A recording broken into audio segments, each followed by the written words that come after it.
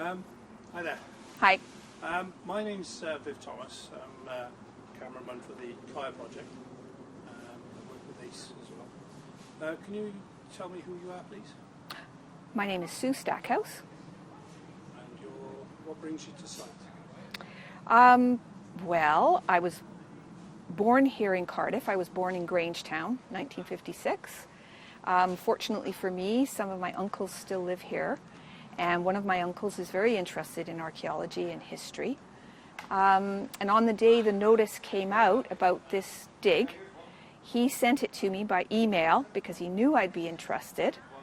And I sent a note to Ollie and Kimberly right away that said, please, please let me volunteer. So that's what brought me here. You have an accent about you. You're Canadian? I am. I'm from Western Canada. I've lived in Canada since 1967. And you were back in this country visiting? Or? Yes, I've been back visiting family from time to time. But this trip was specifically to come and volunteer to help with this project because I think it's a wonderful, worthwhile thing to get the community involved. What will you take away from your visit and experience?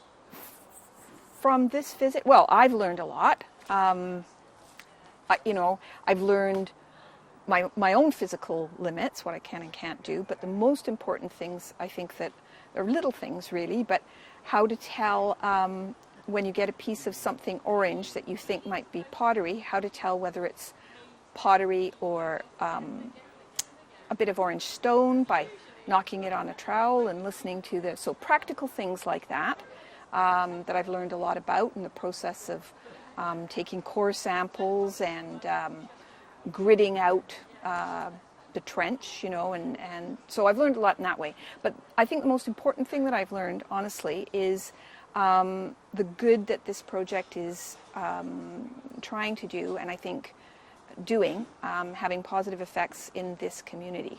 I've really been interested in everything they've talked about, the programs that they're doing in schools, the scholarship, and we know that in some communities that people will come in and just set up and do something for a few days and then they'll be gone.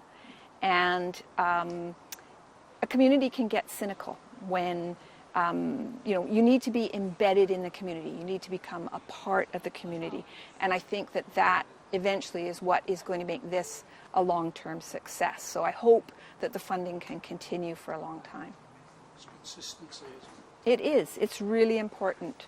If you want to get the people to support it, and you also want to have a positive impact on the community over the long term, you really need to make sure that you are going to be there for a long time, and it'll work. Did you ever think you'd be involved in an archaeological dig though? Not here. I thought I might be involved in an archaeological dig in Canada because I've worked in museums and so on, and I've always wanted to do some kind of field work. So no, I didn't think I was going to get this opportunity.